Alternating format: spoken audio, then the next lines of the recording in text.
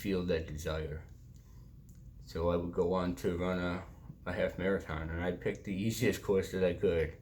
I picked a flat race in Indiana that there was no hills involved, and my best friend at the time was ended up being somebody who's been very influential in my life, and honestly has been a guardian angel to me. He would say, let's do this trail course. And somebody who's been backpacking, always been an outdoors guy. It's like, are you sure, dude? Do you really know what we're getting into? And we would go on to run that race. And at that point in time, I've never ran over 8 miles. And it was one of the hardest things I've ever done. I remember when I called my wife at the end, I finished, my goal at that time was, I would brag about like, well, I'm going to do this and I'm going to win and all this, but in my own mind, I knew that if I finished under 4 hours, that was just going to be something. And I would go on to finish in 2 hours and 15 minutes. And I remember when I called my wife, she was like, what's wrong? I'm like, nothing's wrong, I finished. She's like, you did what? I said, I'm done. And she's like, what do you mean you're done? I said, no, I finished. And it was one of the hardest things I ever had to go through, to push my mind past its breaking point. And at that point, I haven't pushed it past its breaking point. I haven't told myself that this is what's going to happen. Whether you like it or not, this is how this is going to end. And that meant something. And then sitting by a fire that night after that race, my buddy who ran that race also, and he beat me by a couple minutes, but he goes, what do we do from here?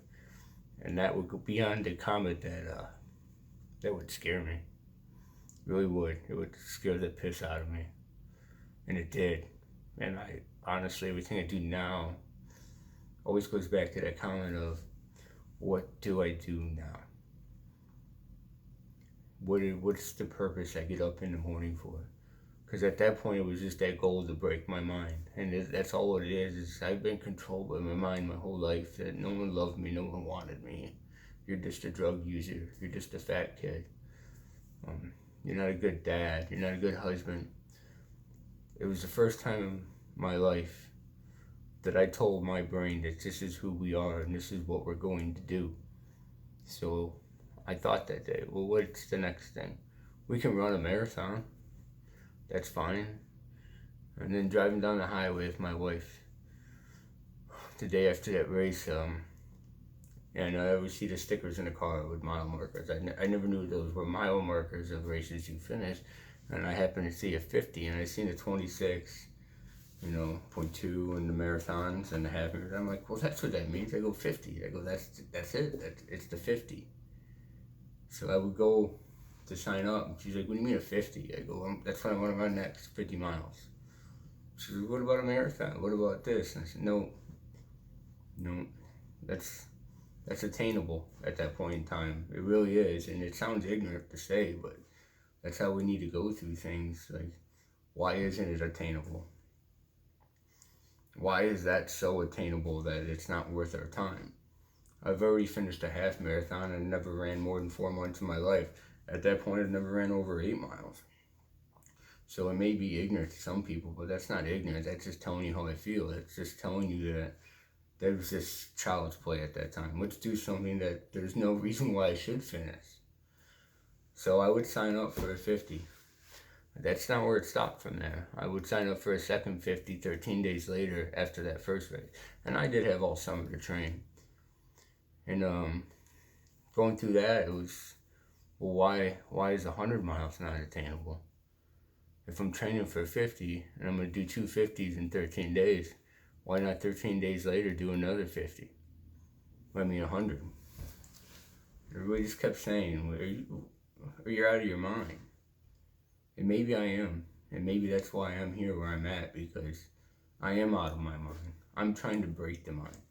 I will never go back to where I was. This is, and I would go on to finish that first 50. And that first 50 was not easy, because I haven't done things the right way. Somebody who's never worked out, someone who's never trained, someone who's never run. I always had these excuses of why I couldn't do certain things and all this, and I even carried that on into my training. And my knees broke down at that first 50. I called my wife crying at mile 22 and So this is not, I don't know if I'll make it. And I finished the last, 28 miles that race, and actually an extra 4.5 miles because I took a wrong turn in the trail race. So that race ended up being 54 and a half. I finished those last, 30 plus miles in excruciating pain to where, it broke me. It really did. But the one thing I proved to myself at that point in time was that it may break me physically, but it won't break me mentally. I told my mind that this is what my body's going to do, whether it likes it or not. And let me rephrase that to you. My body told me this wasn't going to happen. But I refused to believe that, my man. And I told my body this is going to happen. And I would go on to finish near dead last, and that's okay because it's never been about beating anybody. It's always been about beating myself, beating who I was yesterday, being better who I was yesterday. And then, 13 days later, I would go on to run another 50, which only a few of us idiots would even attempt from that time of the year. And I ended up finishing an hour and 15 minutes quicker than I did the first 50, and of course that was much harder. And I don't say that in a mean way, but at some point in time, I think we all need to step back and give ourselves credit too, because whether you believe in God or not, and you say God gave us the ability, we still have that choice. We still have that free will. I don't like to do these things. People say, well, you love running. My wife always told me, she gets it now, but well, you love to run. No, I hate running. I do not like waking up at 2:30 in the morning to eat breakfast and feed myself and force feed. And this past weekend I run, because I'm having surgery again, and I run 16 miles on Christmas, and then that night, since I'm having surgery the day after Christmas, I go work out for 2.5 hours to get one of my last workouts in before surgery. Like, that's not what I enjoy. I do it because it's what I'm trying to accomplish. And that's the difference. It's not what we enjoy doing all the time. It's where we're trying to go. And what are you trying to prove to yourself? And we're not always going to love the things we do, but we need to embrace where we're trying to head. And to get there is never going to be enjoyable.